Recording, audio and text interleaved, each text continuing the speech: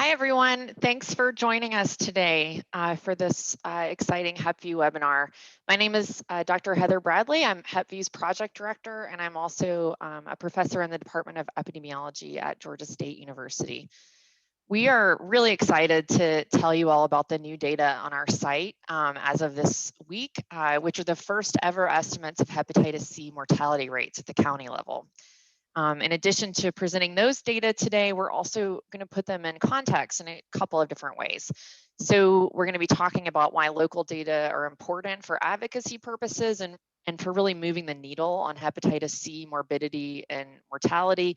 And we're also going to be talking about the human side of these data in terms of real on the ground challenges in moving that needle.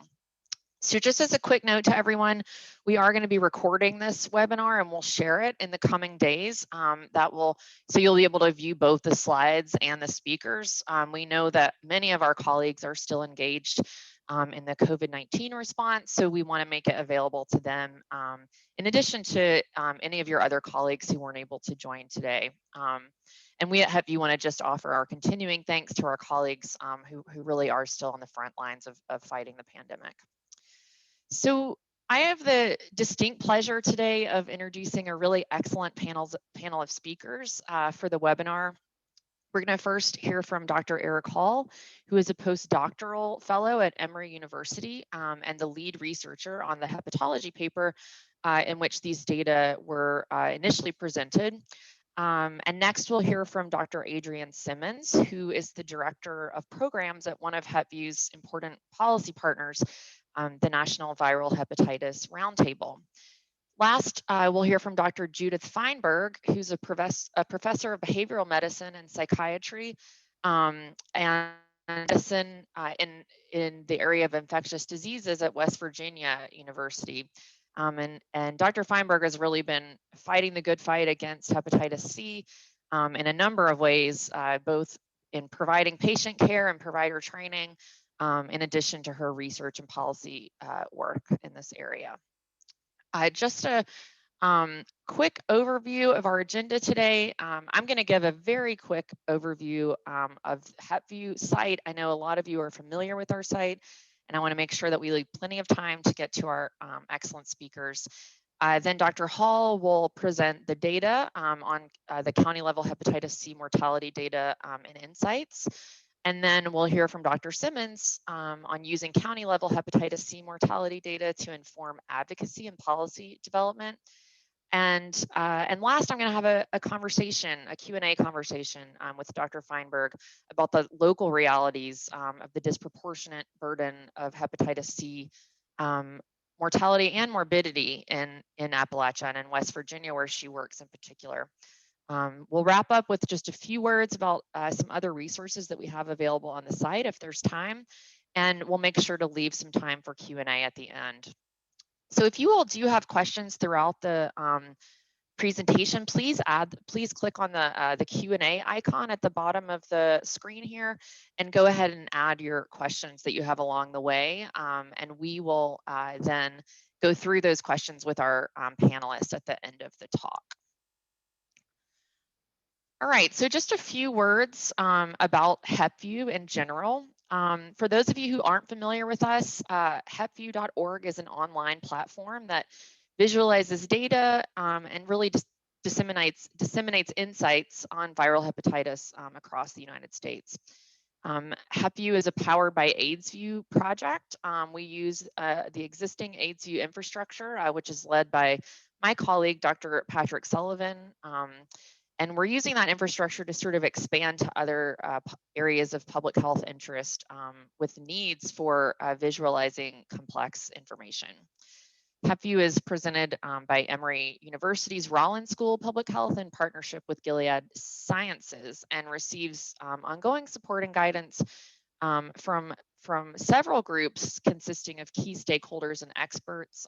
We have an advisory committee, a technical advisory group, and a prevention and treatment advisory committee, all of whom provide us with really excellent advice and guidance on where we should be headed as a site. HepVu in particular is also advised by working groups that convene on specific topics. One of those, for example, would be the intersection of hepatitis C with the opioid epidemic. But in short, our mission at HepVu and our work is focused on making data widely available, easily accessible, and locally relevant to inform public health decision-making. So with that, I'm going to go ahead and turn it over to my colleague, Dr. Eric Hall.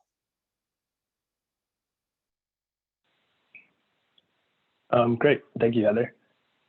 So today I'm going to be talking a little bit about these data. And before going into the data a little bit, I quickly just wanted to touch on why we wanted to map county-level hepatitis C mortality.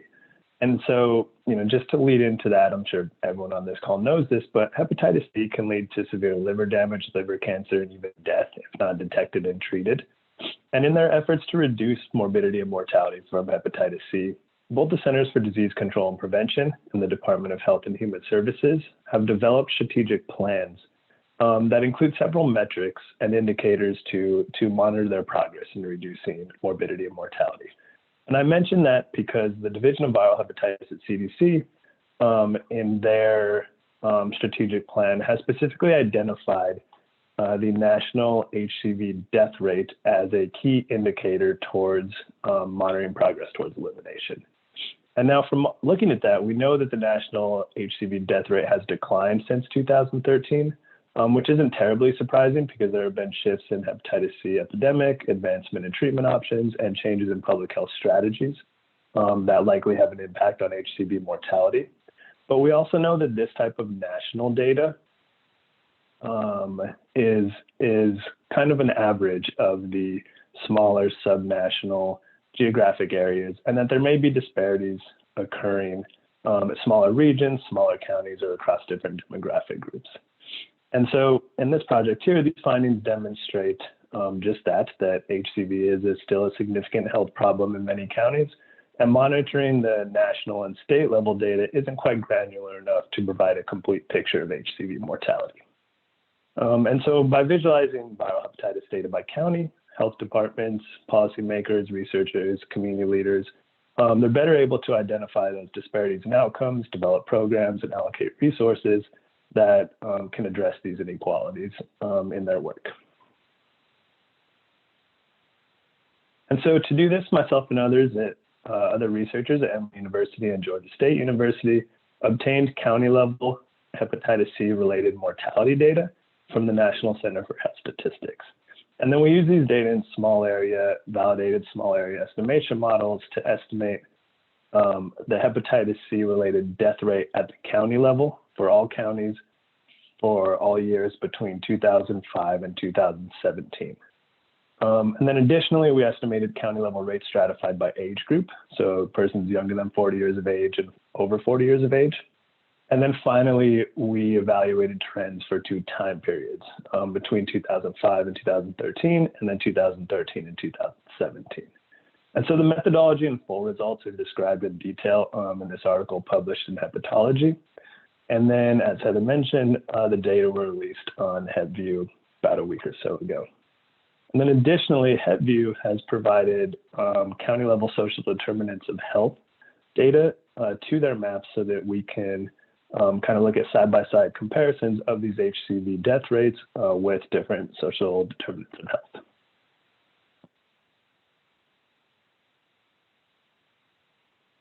And so it's important to note that on HepVu, the HepVu displays both HCV mortality data at the county level and at the state level, but these aren't necessarily meant to be compared to each other directly. And this is primarily because the county level data are model-based estimates and state level data are actually reported death rates from CDC Wonder. And I want to highlight that both of these data sources are important.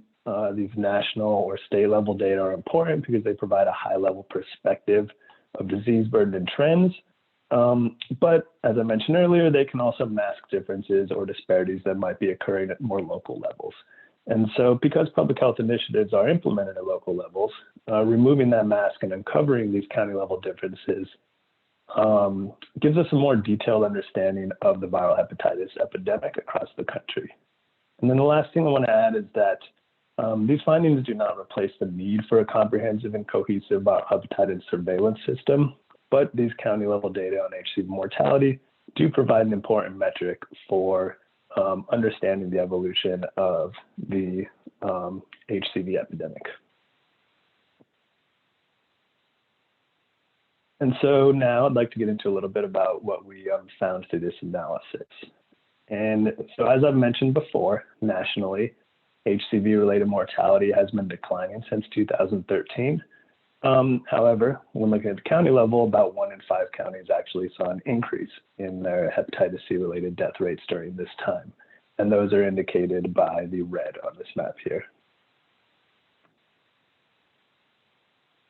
If we look at just the HCV death rates from 2017 and the geographic distribution, we see that the highest rates were primarily concentrated in areas around the West, parts of the Southwest, and then areas around Appalachia.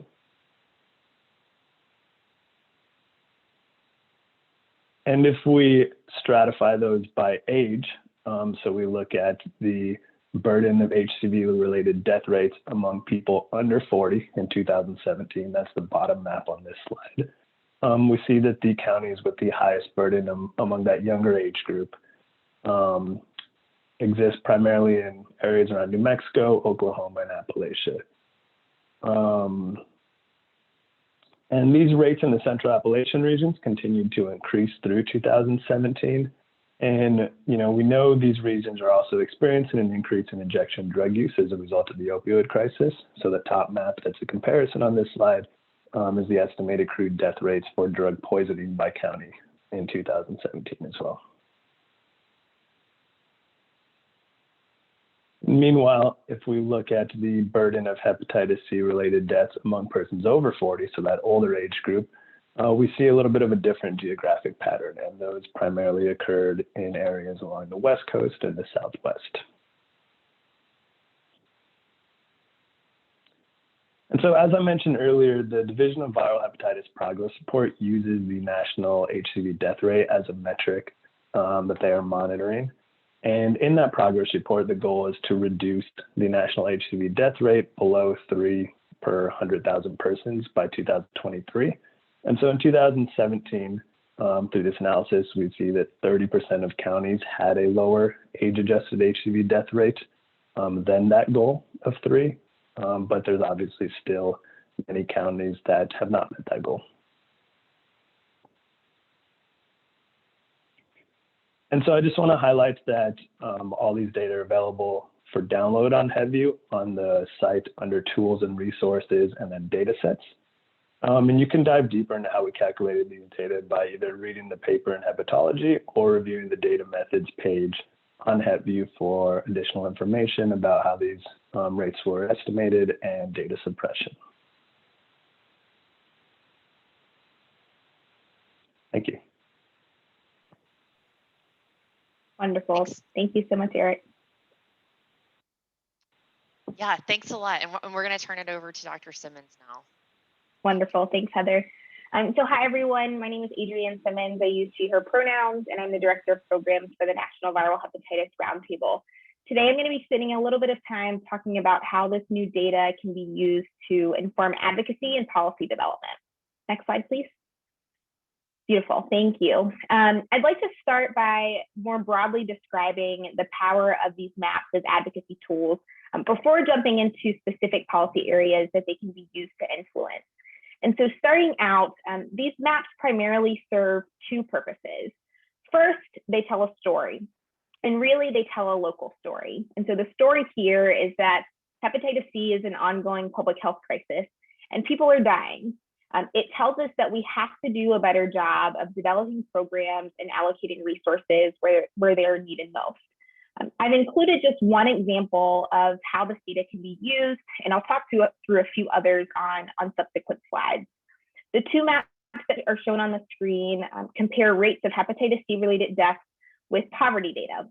And so at a quick glance, you can see that on both maps, the darker purple areas indicate higher rates of hepatitis C-related deaths and higher rates of poverty, which certainly could be used to illustrate the argument that resources need to be dedicated in very specific areas of the country and also very specific counties within states.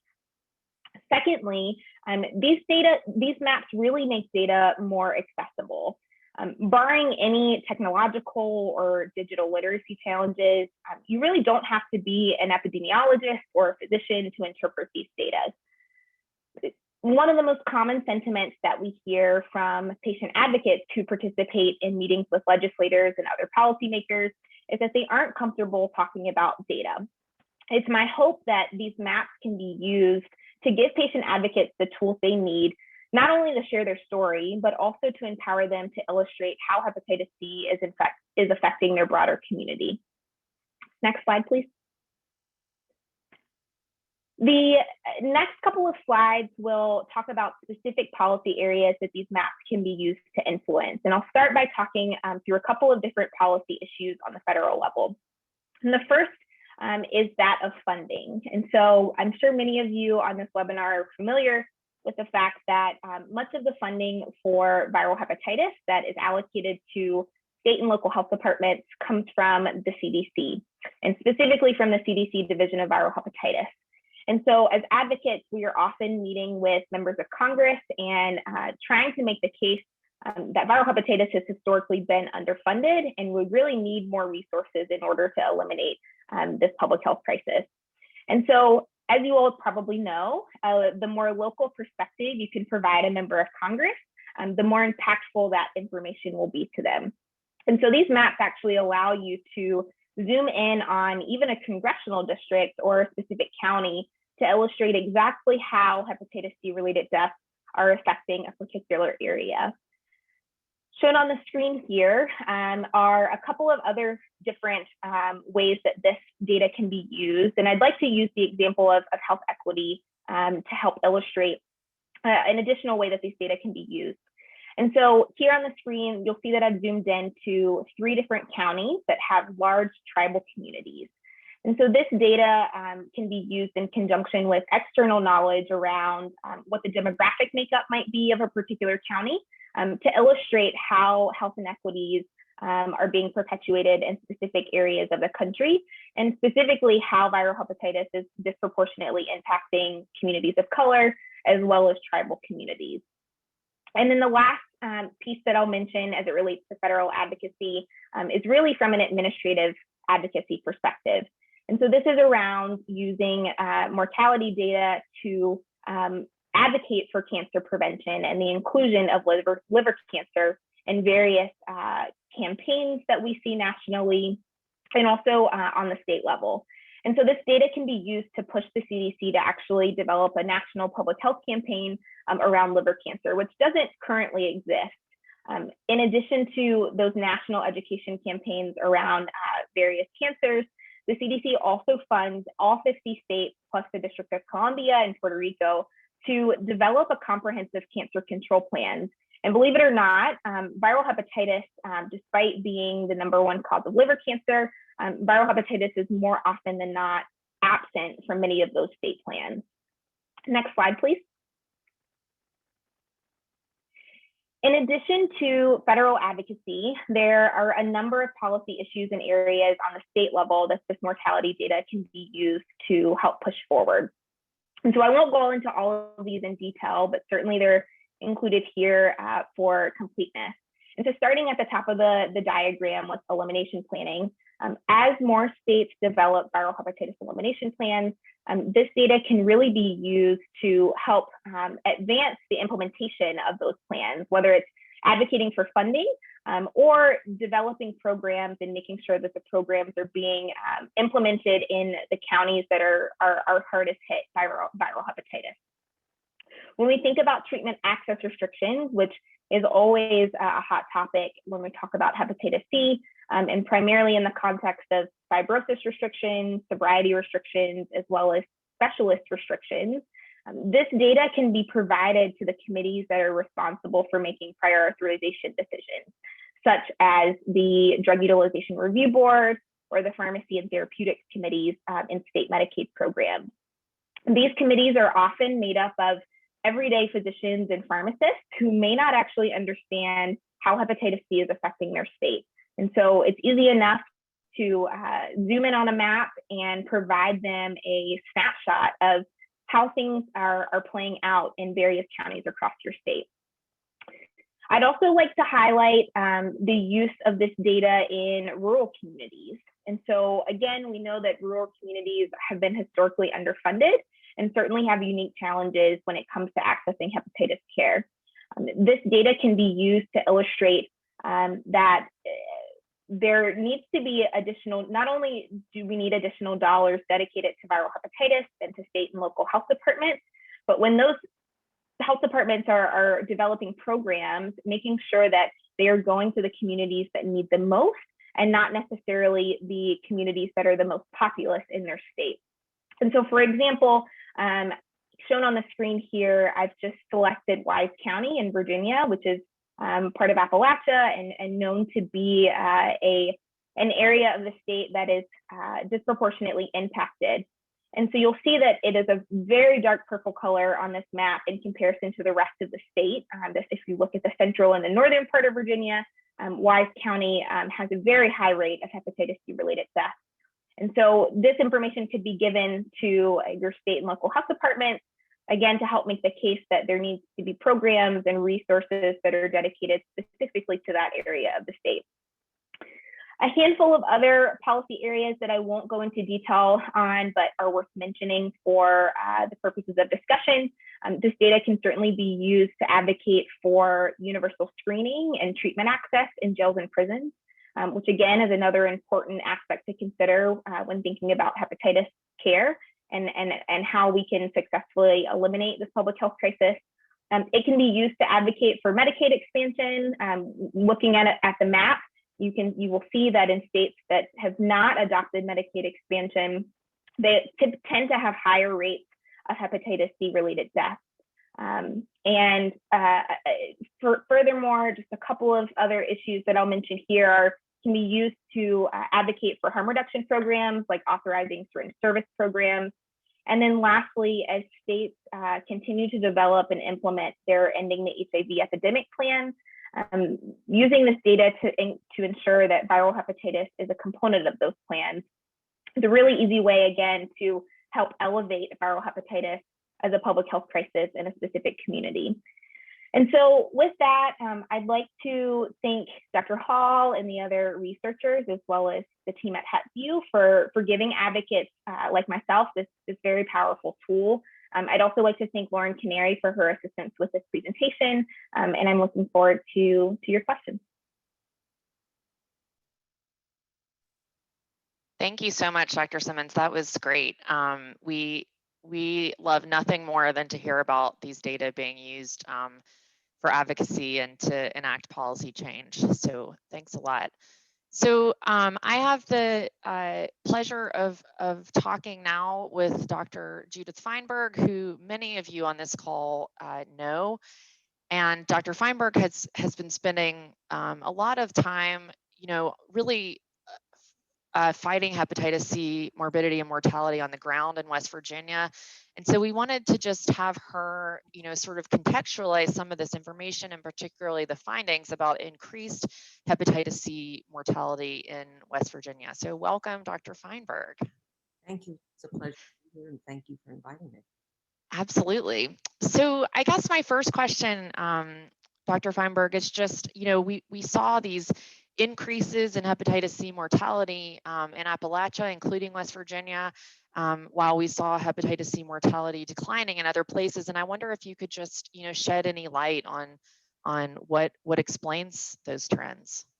Sure. So first, I'd actually like to show you a series of heat maps over the years 2012 to 2015. Now, of course, the darker the color, the more the acute hep C. This is what's reportable.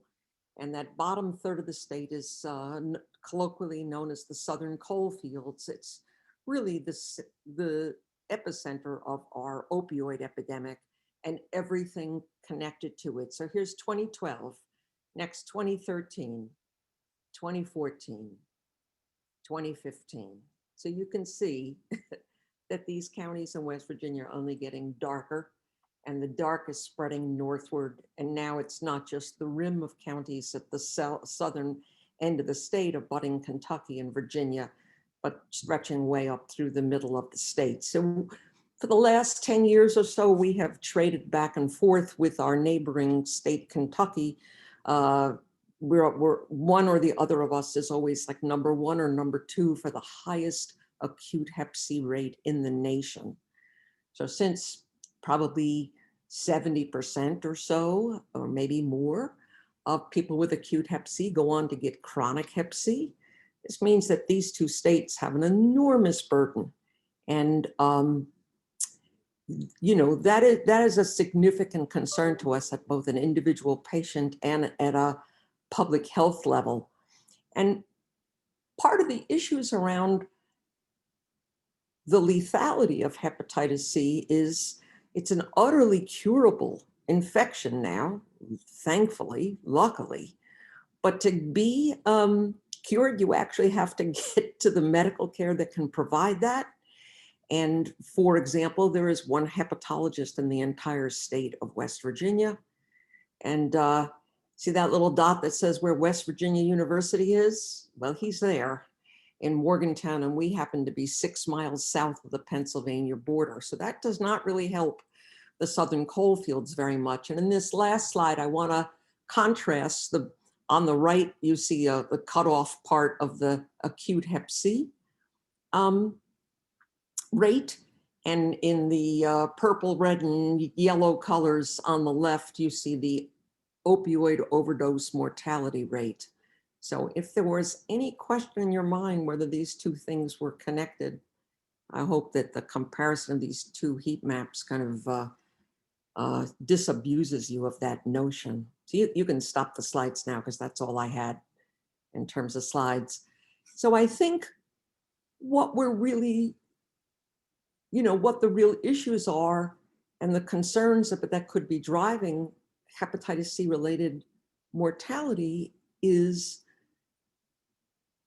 do patients with chronic hepatitis C even have access to care, to diagnosis, not to mention curative medication? And in a state that is pretty under-resourced for medical care, you know, that's a real concern. The vast majority of people with hepatitis C also are insured by Medicaid. We're a Medicaid expansion state, thankfully. But Medicaid also has restrictions because West Virginia is, as I said, not a heavily resourced state. So we have restrictions to sort of, I think it's primarily to control costs, but we have restrictions not on the level of fibrosis, the level of liver damage that we did at one point have restrictions like that. They're gone, but we have restrictions in terms of who can do this curative treatment. And primary care providers can do this, but they need to be doing it under the guidance of a specialist. So West Virginia Medicaid defines a specialist as a hepatologist, of which we have one, an infectious disease physician, of which there probably aren't 20 in the state, or a GI physician. And classically, GI physicians are pretty busy doing endoscopies and are not heavily involved in hepatitis C treatment. So we have, as Adrienne has pointed out, you know, both resource and policy constraints that are part of the picture here. Those are some really big challenges, and I wonder if on a more positive note, you've seen any models for intervention, you know, that are working in West Virginia to reduce hepatitis C morbidity and mortality. Well, I'm glad you asked that. We have two programs here. We have a hepatitis C echo that comes out of West Virginia University, with which I'm associated, that has been in the works for 4 years.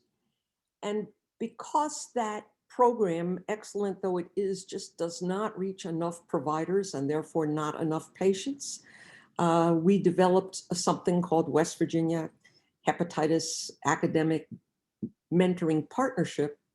And this is a training, but a much more concentrated in terms of the time, training program to teach primary care providers how to do hepatitis C screening, evaluation, treatment, management, cure, and follow-up. And both of these programs meet the Medicaid requirement for, under the supervision of a specialist. And we've been successful with both programs, but we've had tremendous, I think, in terms of sheer numbers, tremendous success with this WVHAMP is the acronym, which really only began last March. So actually, we had our first training, and then the next week, the state closed down from the COVID pandemic. And despite the fact that we were in the midst of a pandemic that certainly primary care providers were deeply involved in, we trained 72 people.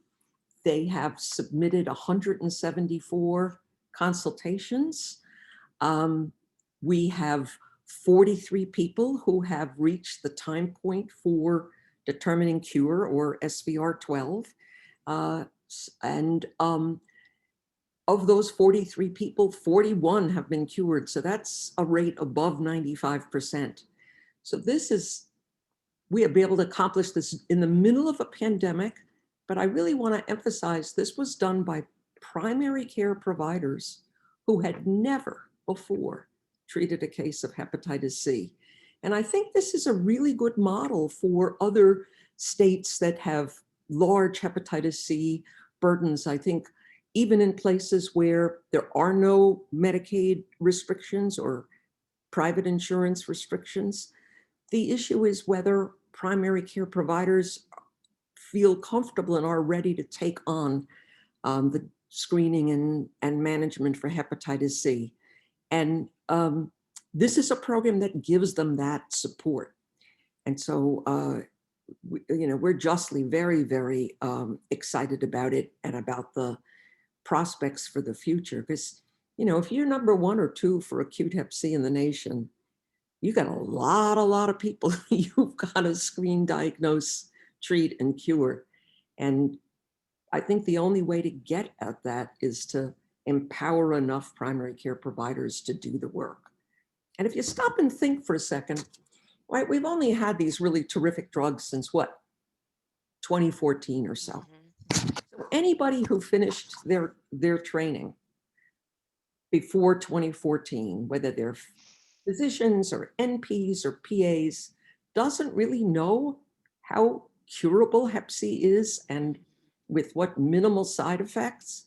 And I think most people are sort of afraid of the whole idea because people have these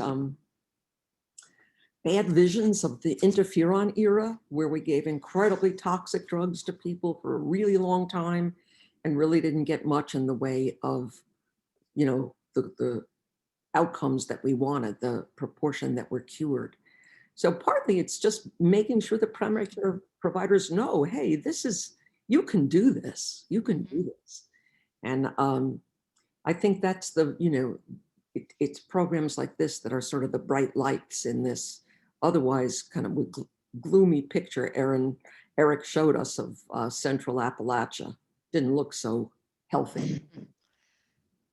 Thank you. That is a great perspective. I know these days we're all happy to hear about a public health success story. So that's really encouraging.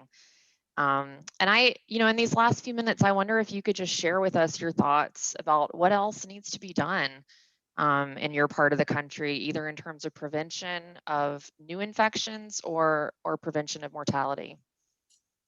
Wow. Okay. Well, I think in a few minutes. First and foremost, stigma is such a huge obstacle. It's an obstacle for providers and it's an obstacle for patients. And of course, most of the hep C we see in the nation now is related to drug use. So we really, really need, I think, a massive public health campaign in all media to try to convince people that, substance use disorder is a disease. It's a chronic relapsing brain disease. And these are people that rather than stigmatize them and scare them away from medical care, we should be bringing them in for medical care and making care accessible to them. So I think that is an enormous obstacle, and that's an obstacle in West Virginia, but really that's an obstacle everywhere. I think the other thing in terms of preventing Hep C, I mean, the way you prevent mortality is to prevent the infection to begin with. And given that so much of it is related to the drug epidemic, we really need to have syringe services be so much more widespread and destigmatized and accessible to people. I think that is a really important public health need. I think that's something that can be supported at both federal, state, and local levels. I hope Adrienne and the National Viral Hepatitis Roundtable are going to help us do the convincing that needs to happen so that we can, in fact, extend access to that to people. It's life-saving, syringe services. It's life-saving and it's disease-sparing, and it brings people into treatment for their substance use disorder. It has only positive outcomes, despite the fact that many times people want to paint it as something negative, but there's no negative data for it. It's only something that's helpful. So I hope those are the directions we can move in, really, and get around this, because people won't die if they don't get the disease to begin with. Absolutely. I share your hope that that's the direction we're moving. And I think we've got, a lot of challenges in front of us, some challenges that already existed and some challenges that have been exacerbated by the pandemic. And so we've got a big piece of work ahead of us. Thank you so much. That was, it was just really, it's always great to hear from you. So we appreciate that. So we're going to go ahead and open it up for Q&A, and I'll invite all of our speakers back on video now, so we can pose questions to you as they come in. We have one question in the Q&A box now, which is for Dr. Hall. And that question is, does the model-based estimate account for underreporting of HCV on death certificates, given that CDC found only 19% of death certificates reflected hepatitis C where it should have? Yeah, and that's a great question. And honestly, the primary limitation of these models and this results. So we only used data that actually, death records that actually recorded Hep C as one of the multiple causes of death. And we know, that Hep C is underdiagnosed, it's underrecorded on death certificates. And so we're missing a lot by doing that. And we've talked about, as kind of a future line of research, trying to think about how to, try to adjust results for that, or try to get some sort of estimation of what might be being missed. But for this approach, we decided to stick with that more specific definition of only death records that report Hep C on there, for a couple reasons. One, to have these results remain comparable to that national indicator, and then two, to focus on the ability to kind of compare them to each other, either nearby counties or over time points, because the more estimation and adjustments we try to bring in brings in a little bit more uncertainty with the actual estimated rates. So that's where we are with it now. But that's a great question. Yeah, and I wonder if I could just ask a follow-on question to that, which is, sort of along the same lines as the question that I asked Dr. Feinberg about what else needs to be done. From your perspective, what else do we need to know in the realm of hepatitis C surveillance data? What are the missing pieces in the surveillance data as they are now? Yeah, well, that's another challenging question that could have lots of answers to it. Focusing on the mortality data specifically, because that's kind of what we're looking at here today. I think that is the missing pieces. How many deaths are missing that categorization as being related to hepatitis C? And that can arise from either death record recording practices or just simply lack of diagnoses and identification of current infections. And so any, some of my other co-panelists might have better answers for this, but anything we can do to improve that, current diagnosis knowledge is going to have downstream effects on our ability to actually, quantify and measure and monitor HCV mortality. Yeah, absolutely. Judith, I wonder if you could add something here from the clinician's perspective about the death reporting issue. So I actually think Eric was really onto something. The U.S. Preventive Services Task Force has now recommended that everybody 18 to 79 be screened once. And okay, Maxie, you can be screened once for hepatitis C, and then more often as indicated by risk behaviors. And I think if clinicians would really take that to heart, that would make a really big difference, because there is an enormous amount of Hep C out there. And, the acute data is reportable. Even that is probably underreported because so many people do not have symptomatic acute disease. But chronic Hep C is not reportable. And those are the people, of course, who are or the pool of people who can get sick enough to die. And, but I want to temper that with a little realism. In September 2006, the CDC recommended that, everybody sexually active, age 13 and up, be screened for HIV at least once in their lifetime.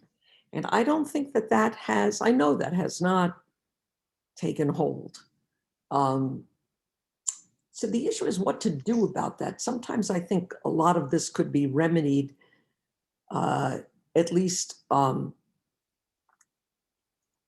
relatively early, by emphasizing these public health measures as people train. So I think, schools that graduate physician assistants and physicians and nurse practitioners really should emphasize these important things, because it's the stuff you learn early that kind of sticks with you. And I think maybe then we would have, generations of providers who, are sort of oriented toward doing this. Like, this is second nature, this is mother's milk to them. So I think it's an important thing to do. I sort of hate to throw cold water on it, but it is hard to get people to change the way they practice. And so, once people are in practice for a while, getting them to alter that. So I would say that then the one other tool that could really be used is, we all have to have these electronic medical records now. So if we, locally programmed all of those things to automatically add that blood test to routine testing, that would probably do it. And I think, and that should be reimbursable, because these are public health, this is US, I'm going to say the whole thing because I can never get the acronym now right, but the US Preventive Services Task Force, when that is a recommendation, that is something that insurers will reimburse.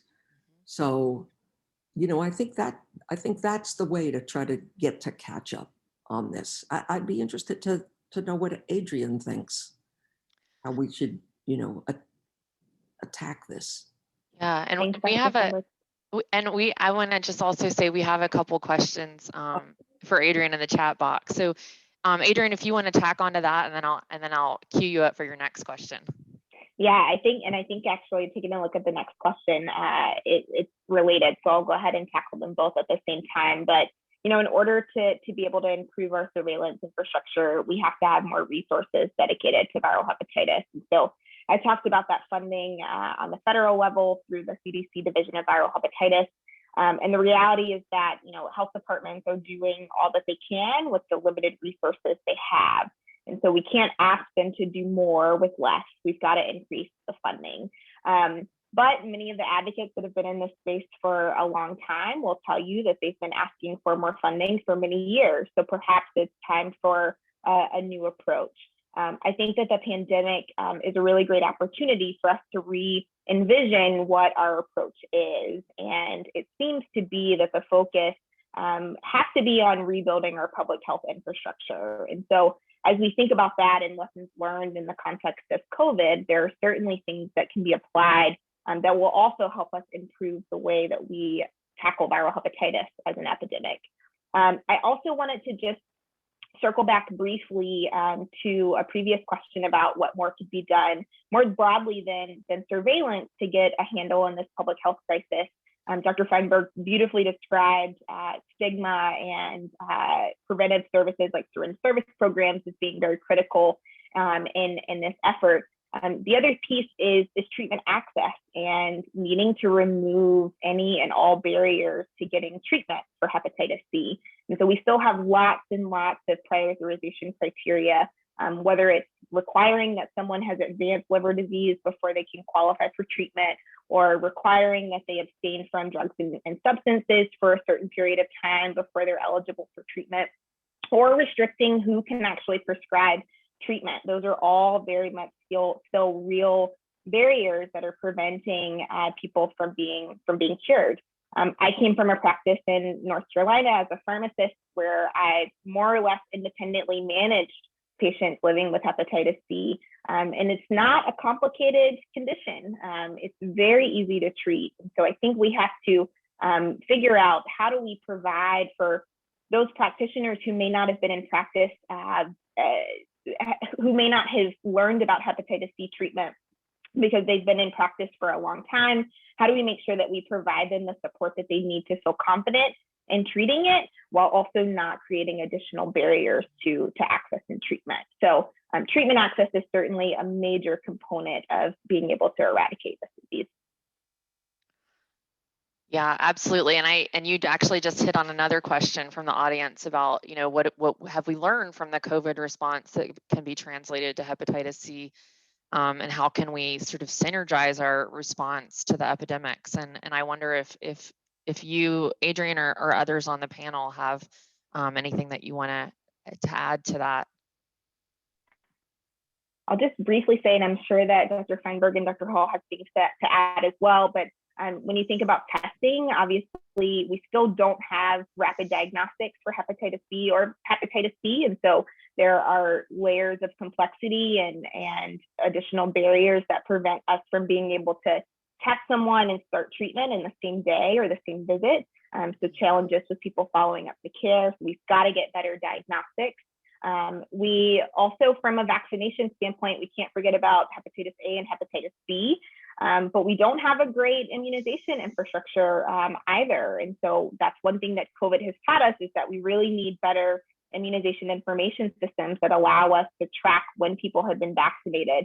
And I think that certainly is a benefit that could be translated into hepatitis care as well. But I'm sure that there are other thoughts, so I'll pause there.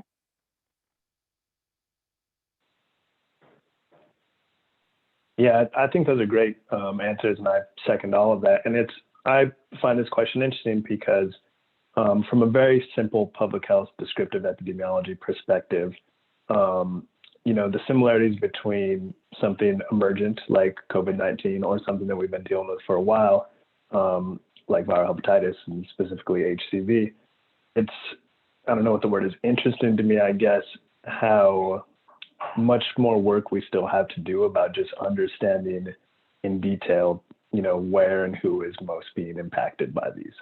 And so I think, both of these put together shines a light on the importance of that and trying to remedy that and improve that the best we can, whether that's,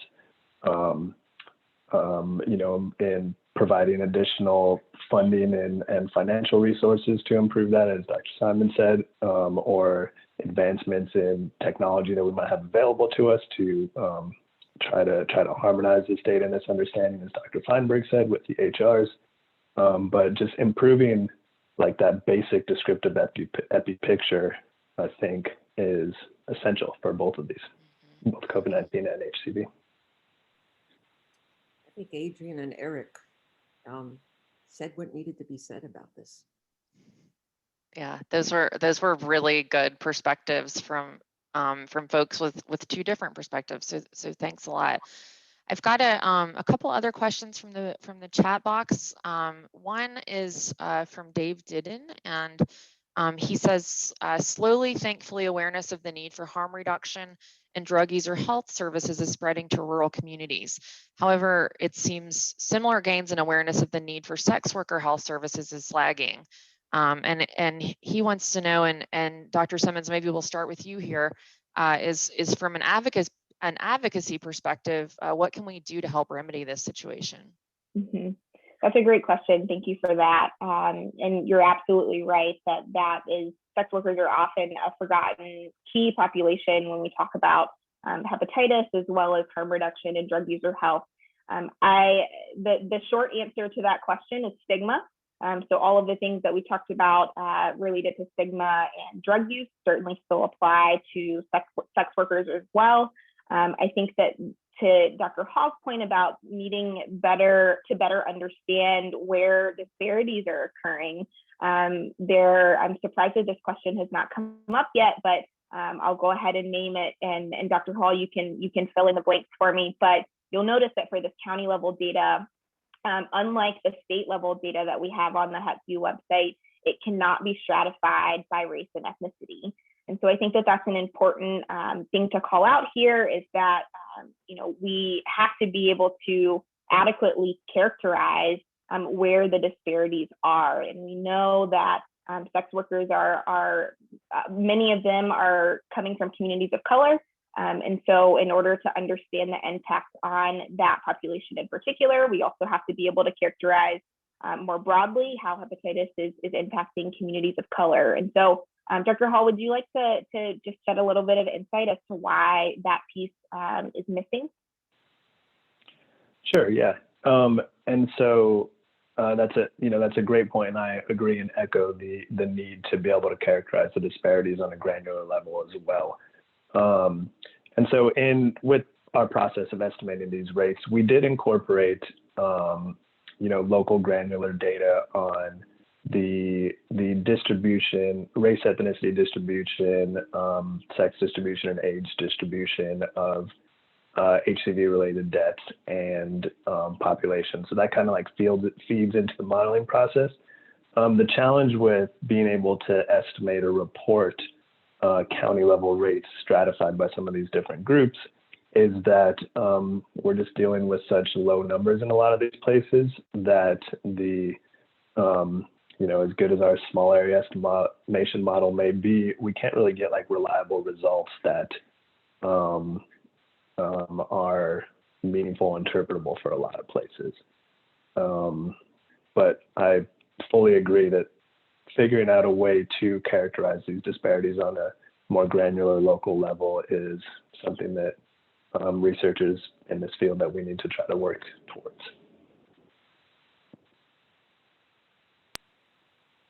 Yeah, absolutely.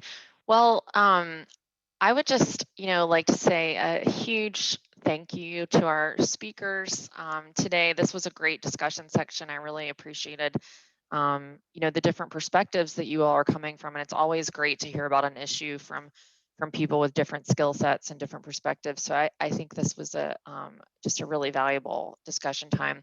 I want to take just the last few minutes of the webinar to talk about some additional resources that we have available on the HepVu site, so that we leave you with some resources that you can access. Okay, next slide.